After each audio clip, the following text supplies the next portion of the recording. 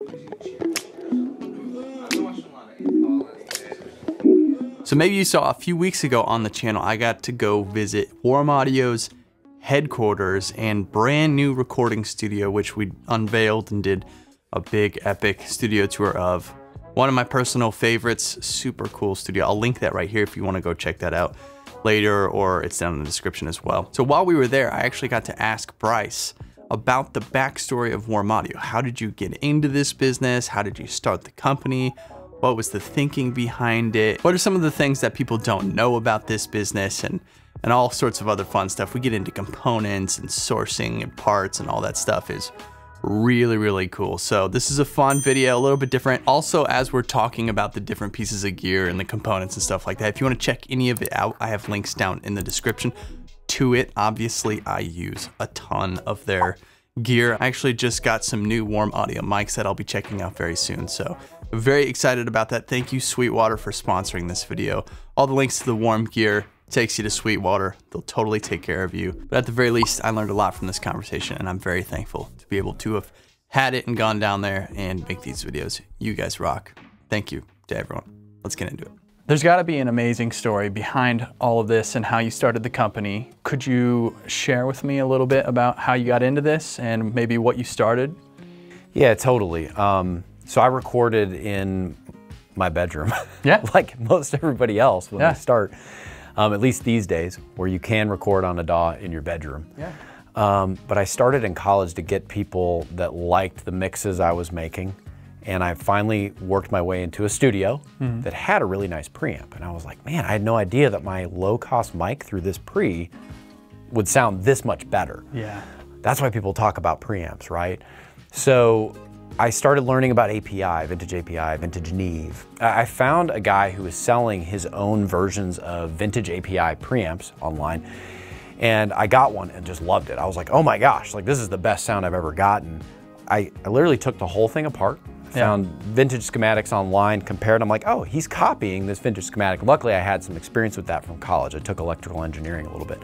But I just had the mission, I'm gonna reverse engineer what he did, which is he just made what the original did. Sure. And I'm gonna use good parts and I'm gonna learn about it and I'm gonna see if I can sell it. Yeah. I threw it on eBay. It was in a metal box. It was ugly. Yeah. And I was like, this thing sounds awesome. I know it looks ugly, but you should buy it. And somebody actually bought it. Yeah. And so the first product is this WA12 here. We originally made it in orange. It's a half rack unit, but it is a 312 style mic pre. Uses Cinemag transformers. It's fully discrete. It just, at that time, you couldn't get a real high-end mic pre. Yeah. This was back in 2012 for under $1,000, and we released this at $449. So the company motto at that time, or at least for this product, was a fully professional preamp at a ridiculous price. Yeah. And part of the reason why I made the price so low is this was a big deal for me to start a company and take all this risk and manufacture these things. So I was like, it's gotta be so low that I know it will sell. Like it'll be a no-brainer sale. Yeah. It did so well, I was like, huh, maybe I should look into doing more of this, and then ventured out to our Tone Beast preamp, which is a 312 style with more features. You've got different op amps and different transformers to choose between, and that was originally orange too. We made that black. And then we jumped from there to making an 1176 style compressor. This also uses Cinemag transformers based on the Revision D model. And then from there, this was such a hit, frankly, because it looked like the vintage. Yeah, yeah. Those don't look like the vintage, so people are kind of confused. What are those things? You had to explain it. You make this, you don't even have to tell them. They're like, oh, yeah, I know it's one of those. Yeah. And there's something about it, like, if you want to use an 1176 style compressor, you probably want to have the ability to do all buttons in. Yes. So if somebody's selling it to you Sure. in a completely different format, Yeah. and you can't press the buttons the same way, it's not as fun. Yeah. And really we just adopt the thinking that you put great components into a circuit and don't mess with that circuit. Use the circuit people know and love. Yeah.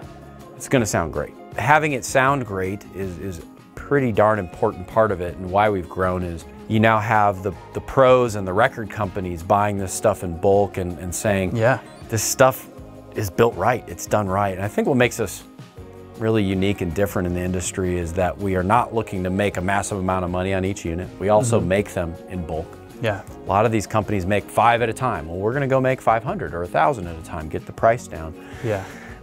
It's just a different model. And I think at first, back in 2012, there was a lot of skepticism. Like, is this stuff going to sound, there's no way. And then they're like, oh, the transformers used in this, this, and this are the same signal transformer company that like Retro uses and A-Design uses and all these big names, Universal Audio uses and API uses. Wait a second, hold on. Yeah. How are they doing that?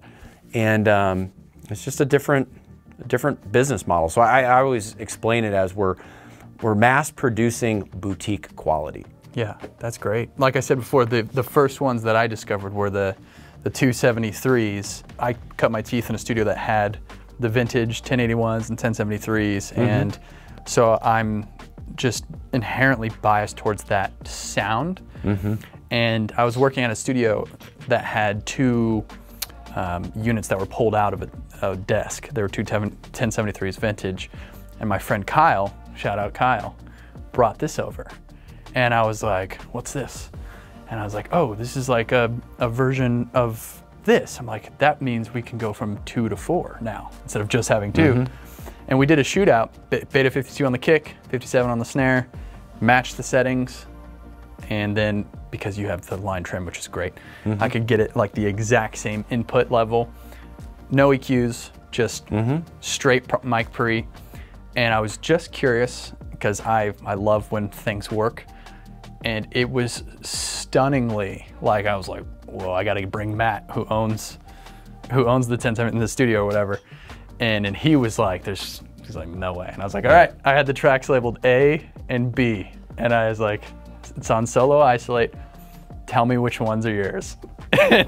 And dude, we flipped back and forth like 3 or 4 times, and he was like, man, he's like, I think B has like maybe a little more, I don't know if it's air or something, but I don't know which one is mine.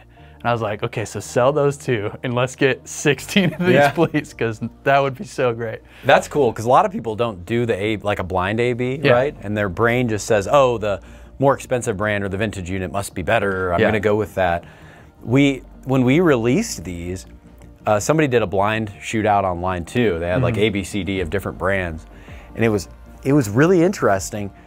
More than 50% picked our sample, not knowing. And then as soon as we told them who they were, people started changing their mind. Like, oh, no, I actually like the more expensive one. And it's like, but we've seen that shift. People now are realizing like it doesn't have to be an overpriced product to sound good.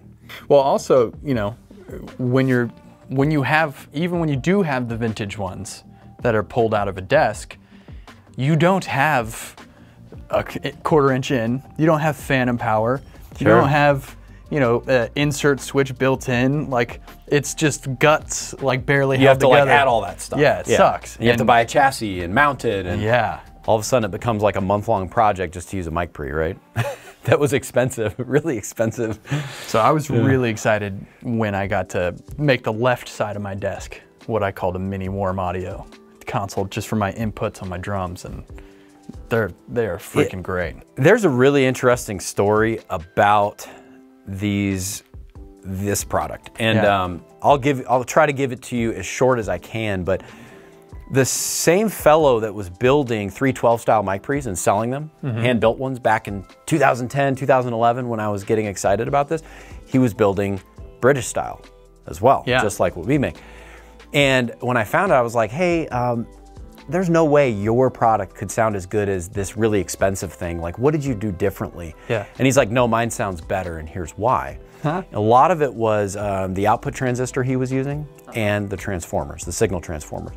And the vintage British brand that makes these mic pre's has changed that transformer over time. So in the late 60s, that's the transformer that people typically love or say, oh, that's the coveted sound.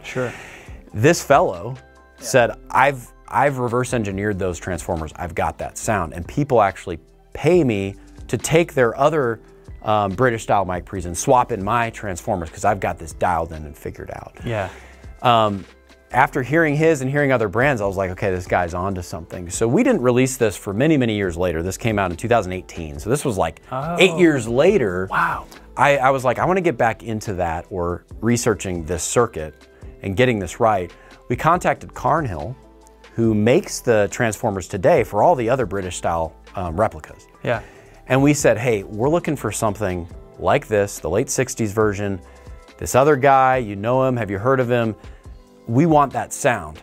And they were like, okay, we know exactly what to do. We know what you're looking for. It's not the off-the-shelf model. We're gonna wind it in reverse. We're gonna put a larger gap in the core. It's gonna use this type of material.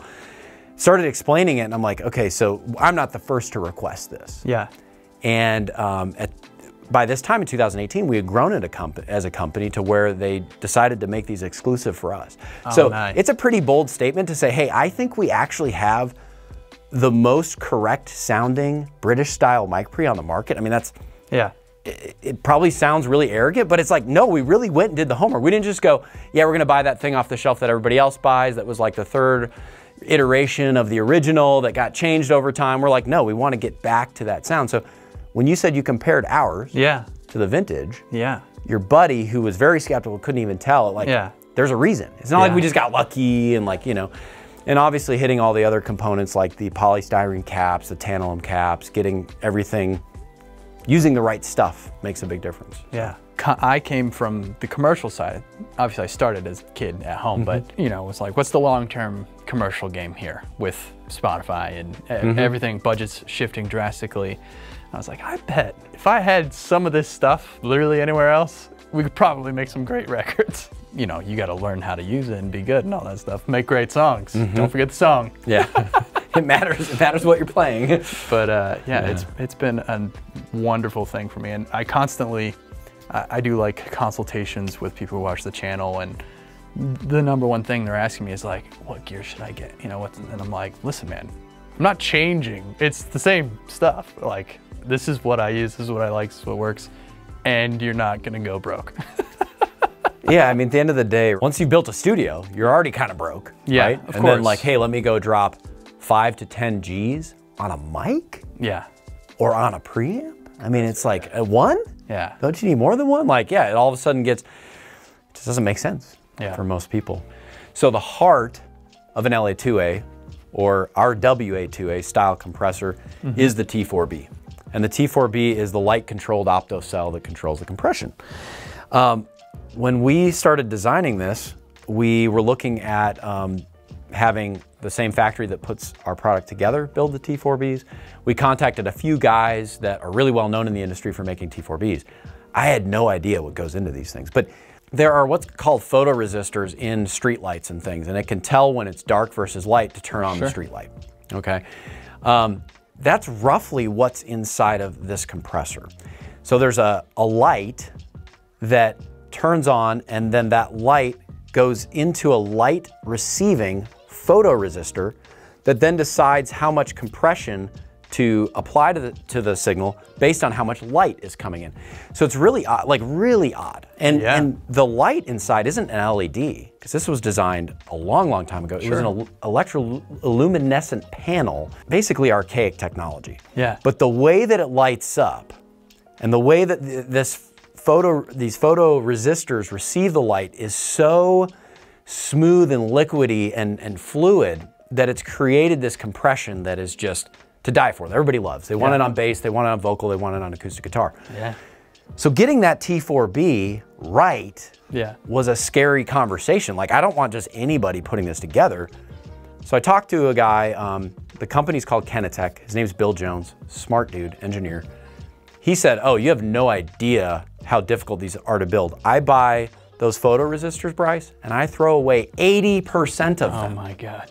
So if I just like, here's these photoresistors, go build these things, we'd be building them with photoresistors that don't make the cut. Sure. He said, to make it even worse, Bryce, the first 2 times you power them on, they change value. So he's like, I was like, well then how do you control any of this? And he said, he connects them all to a device that powers these on.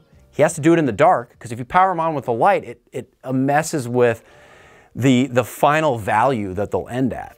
Yeah. So he turns these on in the dark, powers them up, turns them off, powers them up, I'm not sure how long. Then okay, I've now set the photoresistors. They now have their value. They now have decided how they're gonna react. Then I have to go through and throw out the 80% that don't meet my spec. Oh my God. Then I build your T4Bs from that. Yeah. So we're using the guy that makes $3,000 LA2A style compressors. We're using his T4Bs. Yeah. That, you know, he makes custom for people like Chris Lord Algae. Yeah. And we're putting them in that product. That's $949. And like people don't even know that. They're like, oh yeah, Warm makes an LA2A style. I'm sure it's okay. And it's like, no, dude. It's got Cinemag transformers as well. I mean, it's anything you'd ever want out of a 2A style. So that's amazing, and that sounds like a tough problem to like automate. Yeah. Oh, and that's why scale. I don't want to do it. Yeah, right? yeah, of like, course. Yeah, I probably couldn't do it. Yeah. I'd like to learn. I probably would never do it right, and that's why getting the right people. Same thing with signal transformers. We hire people like Cinemag that freaking knows what they're doing, and Carnhill, and make sure we're putting in the good guts that are going to get people the sound that we all know and love, I guess, off vintage records. So. What about, so, you know, you can slap me if you want. I have none of the mics. Oh. I have no warm audio mics. Because I'm very much like, let me get the foundation first.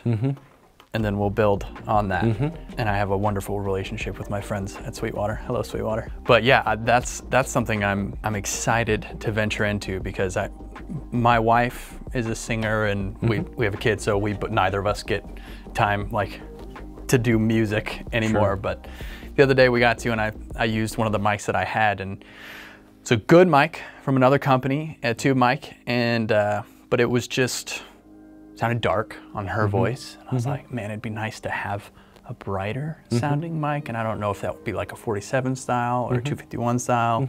I would love to have a couple.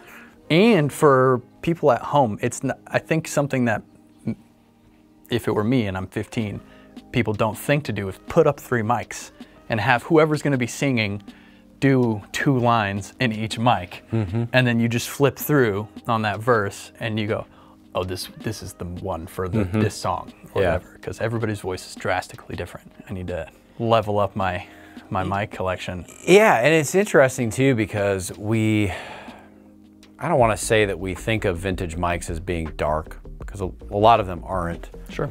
But I think a lot of them are darker now than they were when they were first built 50, 60, 70 years ago. Lots of spit. Yeah, I mean, all electronic capacitors over time, they sound darker, they're not as snappy. Yeah. And so we take circuits and we say we want to make a faithful recreation, and we want it to be right, but hey, if there's not a 60, 70-year-old gooey capacitor in there, that's okay, because when it was designed, it wasn't meant to have that. So, you know, a lot of people ask, is it exactly like the original? Well, when we made our 47, we compared it to 2 original 47s, both which sounded very different. One was really bright. Yeah. One wasn't bright at all. Yeah. They'd both been recently serviced. Apparently both worked correctly. Yeah. We ended up dialing in our tone to be right in the middle between the two. That's cool. But I think in general, people sometimes go, oh, this is what I want from a 47 or an 87. It just sounds right without being a little too maybe old. Yeah, with the original stuff, again, to just say east-west 10 times in every video, we put up 567s, we had 4 47s, and we tried them out on like drums. You know, I put 47 out in front of the kick drum, 1, 2, 3, and 4, swap them. U47 number 1 sounded okay, U47 number 4 sounded unbelievable on kick. And then the other 2 did not sound good on kick at all. It's like, well, which one's the 47? You know, like which one are, you know? So that has got to be a tricky thing. Yeah, our approach is just like, all right, the classic circuits used this type of capacitor here. Yeah. This type of capsule with this type of hole pattern. Yeah. A high quality transformer to this spec. Let's do all that. Yeah. Let's see what the final result is. Yeah. If it's a little too bright or a little too muddy, let's adjust something a little bit. Sure. But if you take a great circuit with great components, you're gonna get a pretty darn good result if you know board layout, if you know engineering, if you know what you're doing, which we do, and we bring in the right people to help us if we don't. Yeah, so that's great.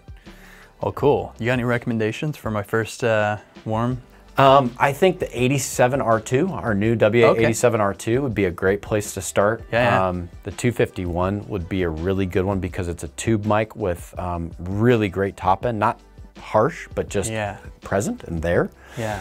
You run those two through a 73 style mic pre, it's like, oh, you're getting the top end, but you're getting the butter at the same time. It's like, oh, the best of both worlds. So. And Joe, do you know Joe Carell? Yeah, oh yeah, he's done a lot of stuff with us. Yeah. Yeah, he was really pushing me on the 412s. That's what these are, right? 412. Yep.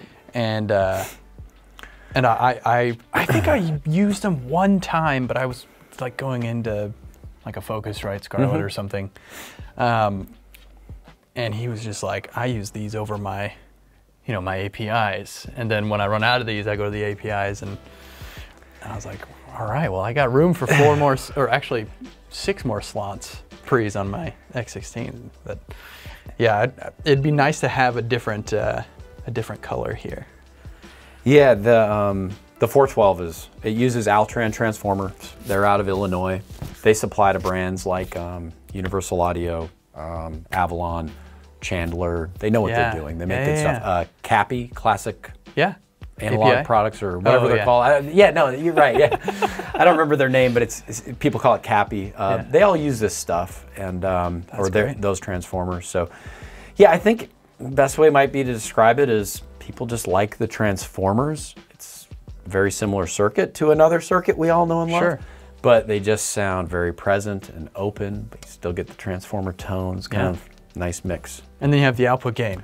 So you're not too hot. Yes. Which is nice. Which 312s are known to be hot. Yeah. So you need that. That's cool. Yeah. Well, thank you for walking me down history with Warm Audio, man. That's great. No problem. Cool. All right, well, I'm going to get out of here and let you get back to work. And back to my session. Maybe I'll screw around in here for the rest of the month or the year. Sounds good, man. Thanks for coming by. Yeah. Thank you for having me.